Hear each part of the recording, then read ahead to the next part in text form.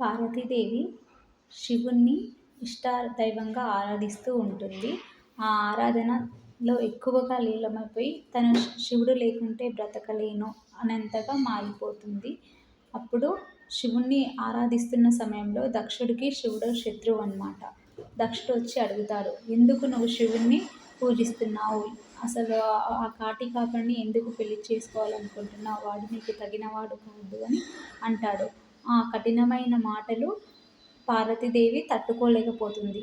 ఏమి చూసి అతన్ని నువ్వు ప్రేమించావు, ఎందుకు కావాలనుకుంటున్నావు అన్నప్పుడు పార్వతీదేవి ఇలా చెప్తుందండి.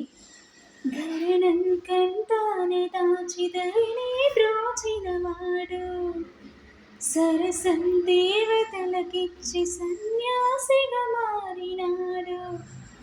మనసు కాదు కన్ను కాదు, మనసు కాదు కన్ను కాదు, మనసు కన్ను కావలి మా